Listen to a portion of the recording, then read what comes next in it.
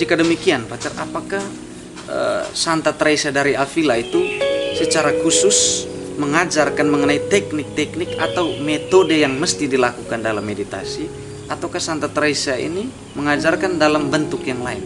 Santa Teresa Avila jadi tidak pernah mengajarkan sebuah metode meditasi, karena Teresa tidak ingin membatasi metode setiap orang dalam berdoa batin. Jika demikian, kira-kira butir penting atau intisari apa yang dapat kita temukan dari definisi yang Teresa maksudkan untuk menjelaskan atau untuk membuat kita paham kira-kira apa yang membuat meditasi Karmel Teresa ini khas? Iya, betul.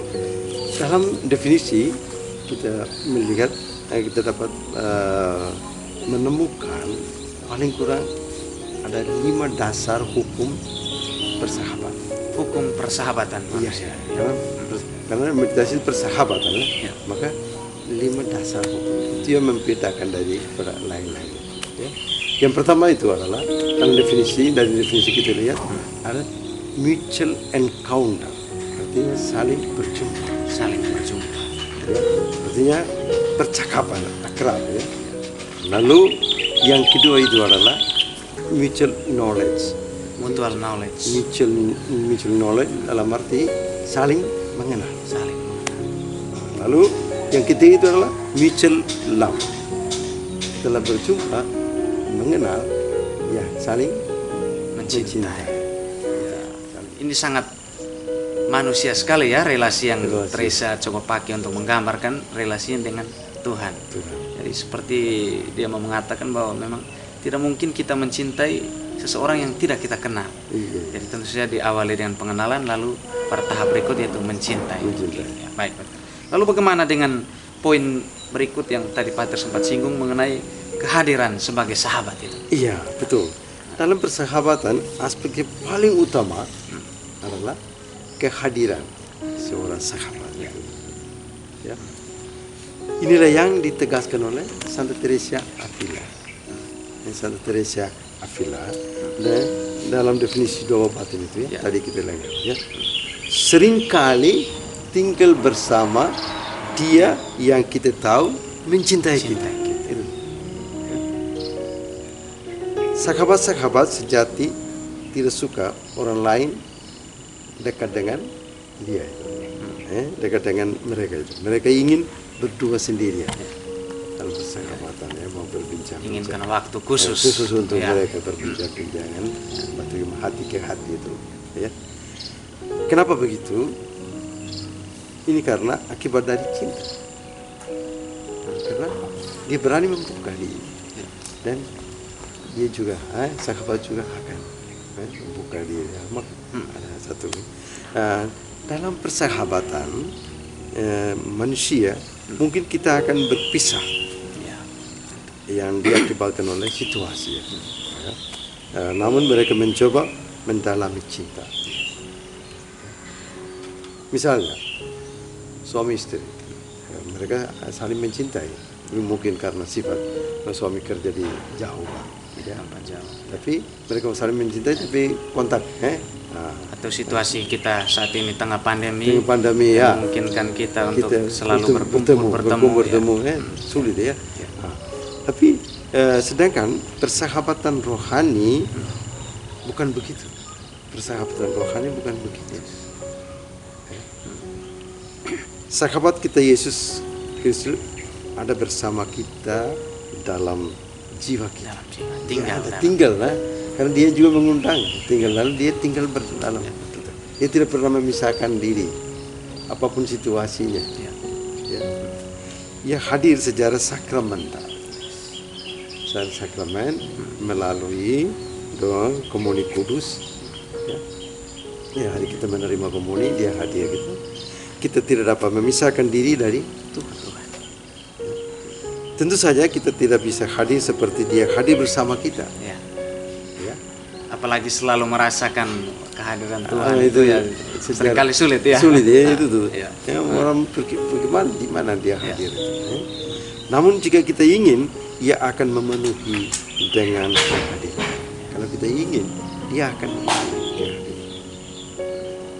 Kehadiran Tuhan Yesus adalah rahasia hidup doa yang benar. Dan Santa Teresa mengajarkan kita dalam buku Jalan Kesempurnaan bab 26. Di situ Santa Teresa menjelaskan bahwa ketika sahabat ini hadir terus bersama kita, akan terjadi sebuah transformasi dalam batin. Terjadi perubahan dalam diri, ya. Transformasi. Ya. Perkataan dalam pikiran, perkataan dan tindakan. Dan tindakan. Perubahan itu terjadi dalam perkataan, pikiran dan tindakan. Dengan demikian, Pater, setelah kita melewati pembahasan yang cukup mendalam mengenai unsur-unsur yang terkandung dalam definisi doa Teresa, mungkin perlu ditambahkan dengan yang tadi Father sempat singgung mengenai penyesuaian kehendak antara dua sahabat. Iya. Jika keempat proses yang tadi disebut itu kalau terjadi dalam persahabatan, maka jika kita siap untuk menyesuaikan dengan kehendak sahabat kita, itu namanya conformity of will, menyesuaikan dengan kehendak antara dua orang, ya, antara dua orang. Ini adalah salah satu hukum persahabatan yang disebut Santa Teresa, supaya cinta itu asli dan persahabatannya lestari. Ya, gitu. Kehendak kedua sahabat itu harus sesuai. Tidak akan terjadi sebuah persahabatan yang sejati, ya, jika tidak ada komunikasi. Jika tidak ada keharmonisan antara dua pribadi. Jika kehendak kita tidak mencapai tujuan yang dua sahabat itu, kita mau mencapai persahabatan itu harus menyesuaikan dengan kehendak.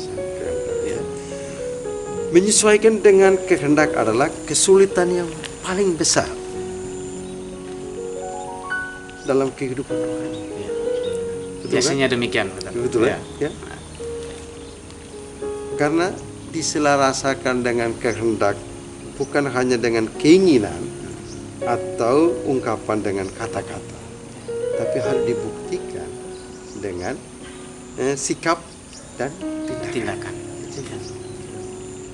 Kita gampang bicara, saya siap menyesuaikan dengan kehendak, tapi harus dibuktikan sikap dan tindakan. Kita harus buktikan dengan perbuatan kita bahwa kita adalah alat. Kita adalah alat agar Tuhan Yesus dapat berkarya. Kita juga mengambil bagian dalam rahmat keselamatan Kristus dan misinya. Ya. Inilah perlu kita buat dalam doa batin. Inilah jantung aspek eklesial daripada panggilan kekal, menyesuaikan dengan kehendak seluruh hidup kita. Jadi Bunda Maria, terjadilah padaku menurut kehendak. Ini juga yang menjadi inti dari doa batin yang Teresa maksudkan. Ya. Wah, Pater, menarik sekali ya bahwa kita sudah diantar dalam penjelasan yang begitu detail mengenai kelima hukum persahabatan yang membantu kita untuk memahami maksud dari Santa Teresa ketika bicara tentang doa batin atau meditasi ini. Oke. Mungkin sebagai penutup, Pater mungkin berikan satu dua semacam catatan penutup untuk menegaskan benar-benar bahwa ternyata inilah yang membuat meditasi Karmel Teresa ini khas jika dibandingkan dengan meditasi-meditasi lain. Iya, betul. Iya.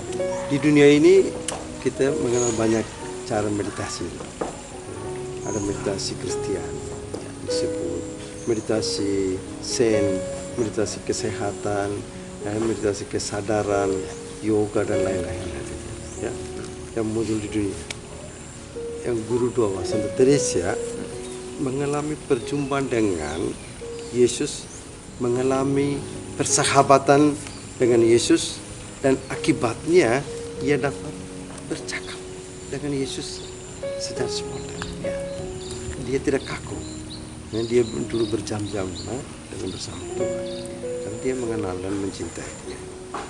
Maka meditasi Karmel Teresiana tidak dapat membosankan jika dilaksanakan dengan niat yang baik. Kita bisa duduk berjam-jam, bukan hanya 2 jam, mungkin lebih dari itu bisa duduk ya, dan bermeditasi, dan akan merindukan bercakap dengan Tuhan setiap hari.